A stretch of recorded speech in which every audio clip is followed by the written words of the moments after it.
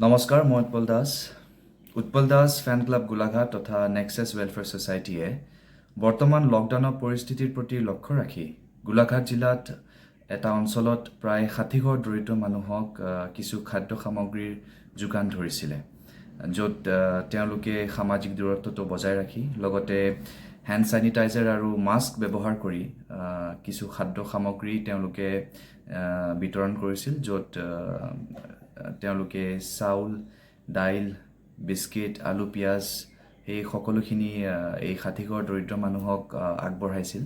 গতিকে এই সুন্দৰ পদক্ষেপৰ লগত জড়িত থকা প্ৰত্যেকজন ব্যক্তি, প্ৰত্যেকজন কৰ্মকৰ্তালৈ মোৰ অশেষ ধন্যবাদ আৰু কৃতজ্ঞতা জ্ঞাপন কৰিছোঁ।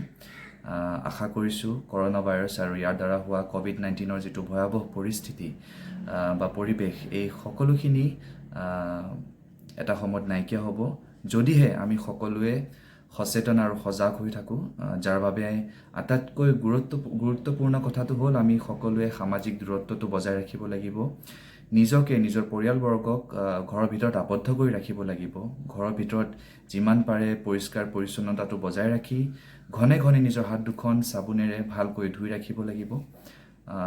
আৰু আশা কৰিছোঁ পৰৱৰ্তী সময় খুব সুন্দৰ হ'ব। তাৰ বাবে আমি সকলোৱে সচেতন আৰু সজাগ হোৱাটো উচিত। গতিকে মই আকৌ সকলোকে বিনম্ৰ অনুৰোধ কৰিছোঁ, চৰকাৰে ধৰি দিয়া প্ৰত্যেকটো নিয়ম আপোনালোকে আখৰে আখৰে পালন কৰক, লকডাউনটো পালন কৰক, যাতে পৰৱৰ্তী সময়খিনি আমি আমাৰ জ্যেষ্ঠসকলক, আমাৰ আহিবলগা প্ৰজন্মক এটা ভাল সময় আমি আগবঢ়াই দিব পাৰোঁ, একমাত্ৰ আপোনাৰ আৰু মোৰ সহযোগিতাৰে। গতিকে ভালকৈ থাকিব। এই সহযোগিতাৰ কাৰণে, এই ধৈৰ্যৰ কাৰণে আপোনালোক সকলোকে আকৌ ধন্যবাদ জ্ঞাপন কৰিছোঁ।